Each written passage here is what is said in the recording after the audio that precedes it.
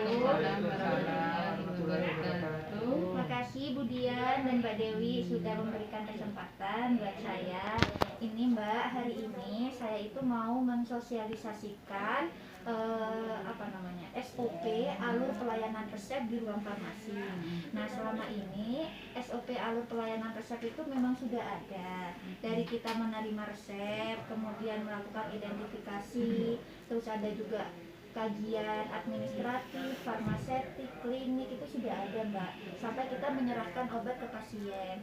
Cuman selama ini kajian yang kita lakukan kayak administratif, farmaseutik sama klinis itu belum ada buktinya, belum tercatat. Nah, saya menambahkan di bagian itu, mencatat pengkajian dari mulai administratif, farmaseutik sama klinik.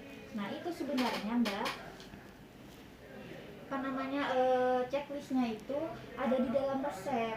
Tapi kan resep kita sudah jadi seperti ini, dari manajemen memang sudah seperti ini. Nah, akhirnya saya itu menambahkan melalui stempel. Nah, ini sebagai contoh. Iya, karena kan nggak mungkin kalau di depannya ya. Jadi saya itu menambahkan di belakangnya. Ini saya contohkan ya Mbak. Misalkan resep kita terima, kemudian dari resep kita terima itu kita stempel dulu. Nah, di stempel ini Mbak ada sudah isinya pengkajian resepnya, yang contohnya ini nggak terlalu jelas ya, nanti bisa lebih tekan lagi ya. Ini contohnya kejelasan tulisan dan ada tanggal resep. Kalau misalkan sudah jelas dan ada tanggal resepnya dicentang iya gitu. Kemudian yang kedua ada identitas dokter, ada nama dokternya, ada SIP-nya, itu dicentang juga. Kemudian juga ada identitas pasien dari nama, kemudian umur sama alamat, itu juga dicentang. Terus ini ada tepat bentuk sediaan. Jadi nah kayak di resep ini Mbak, ini kan contohnya asam mefenamat, bentuk sediaannya kan tablet. Nah, ini tertulis tablet gitu kan, ada juga kayak paracetamol, ada tablet, ada sirup, kan kadang bikin bingung.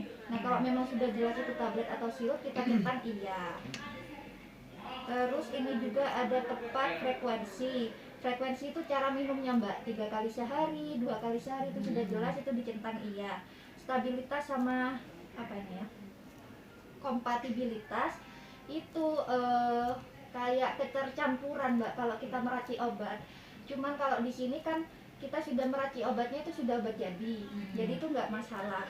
Tapi kalau misalkan kita kayak meracik dari bahan kimia, itu biasanya ini ditanyain gitu. Terus ini ada tepat cara dan nama pemberian, itu juga dicentang iya kalau sudah lengkap Mbak. Terus alergi, ini status pasiennya, dia punya alergi apa enggak. Biasanya kan kalau memang dia alergi, dokternya sudah nulis gitu Mbak. Nanti dicentang tidak. Efek samping juga dicentang tidak, kalau memang itu nggak terjadi efek samping. Terus ada interaksi obat seperti yang di tabel-tabel sana kan sudah ada. Kalau memang nggak ada, kita centang tidak. Terus yang terakhir itu Mbak, ada kontraindikasi. Kontraindikasi itu obat-obat yang tidak boleh kita berikan kepada pasien dengan kasus tertentu. Misalkan kayak aspirin dikasih ke ibu hamil, itu nggak boleh, itu dicentangnya tidak gitu Mbak. Jadi sebelum kita menyiapkan obat, kita itu melakukan checklist ini dulu. Ini sebenarnya standarnya akreditasi Mbak, dan ini sebenarnya juga harusnya menempel dengan resep gitu, karena kita sudah keterbatasan, jadinya kita menggunakan stempel gitu ya. Mungkin itu dulu Mbak, ada yang mau ditanyakan? Tanya dia Iya. Ya. Kadang ini ada salah satu dokter. Iya.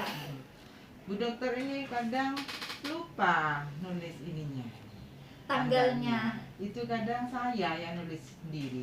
Di sini tulisannya gimana tuh? Tidak, berarti Ibu. Tidak tertulis tanggal resep kalau gitu. Tapi kalau kita dapat keterangan dari pasiennya, itu memang periksa sekarang, dan kita konfirmasi ke bagian mana? RPU atau KIA mungkin ya. Itu memang tanggal sekian, kita bilangnya iya. Tapi kalau kita nggak sempat menanyakan dan itu yang mengisi kita sendiri, tidak. Oh gitu ya. Berarti dia resepnya nggak memenuhi syarat sebenarnya. Berarti termasuk ketidaklengkapan itu sudah tidak ya Di? Iya betul. Dia misalkan ini sudah ada, identitasnya sudah ada, tapi umurnya atau nomor registernya ini tidak lengkap, berarti di belakang tetap ditulis tidak. Nah, karena di sini cuman kalau yang identitas pasien itu saya tulis jadi satu identitas pasien, di mana identitas pasien itu ada nama, ada umur, ada alamat. Kalau cuma salah satu yang terisi nggak masalah Mbak, dicentang iya aja. Tapi kalau nggak ada sama sekali itu yang dicentang Baru ditulis tidak. tidak. Iya benar sudah. gitu. Berarti Tapi kalau Mbak, kita ditulis wajib konfirmasi juga kepada pasien umurnya berapa kan, itu Iya, alamatnya iya, di mana. iya, alamatnya. Nanti kita yang mengisikan, nggak masalah. Tapi kalau sudah masalah obat, kita harus konsultasi sama penulis resepnya.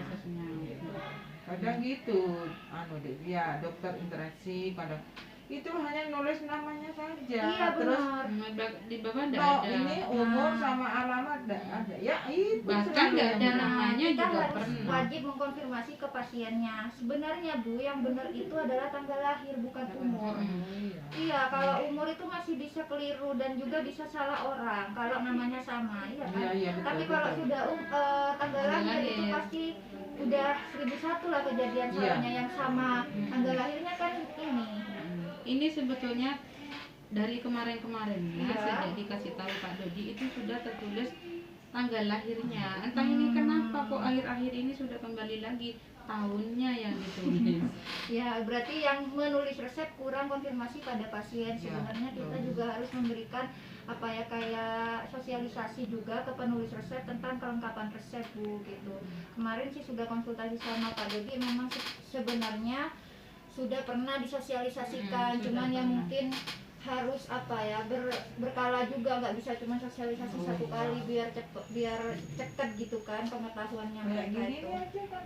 Ini yang nulis dokternya, Adik. Itu Ini asistennya. Asistennya, iya memang kayak gitu. Tapi memang harus lengkap. Kalau nggak ada apa namanya identitasnya sama sekali, kita wajib menanyakan itu Bu ke penulis resepnya. Ini beneran pasien kita atau enggak? Jangan-jangan ini resep palsu. Apalagi kalau isinya sudah narkotik psikotropik, Iya, kan betul. bisa disalahgunakan gitu. Jadi ini sebenarnya kegiatan saya itu tujuannya adalah untuk mencegah terjadinya kesalahan obat Mbak.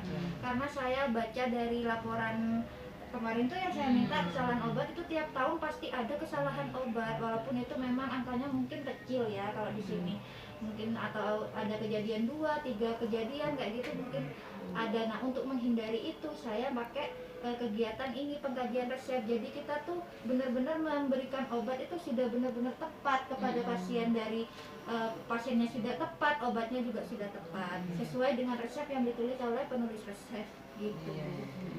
Mungkin ada yang mau ditanyakan lagi Mbak? Iya, jadi nanti saya Mbak, kegiatan ini saya mulai besok. Besok saya sudah tiap hari di farmasi, tiap resep yang datang saya stempel dulu, saya kaji dulu, baru dikerjakan oleh Mbak Dian dan Iya. Mbak Dewi, gitu ya.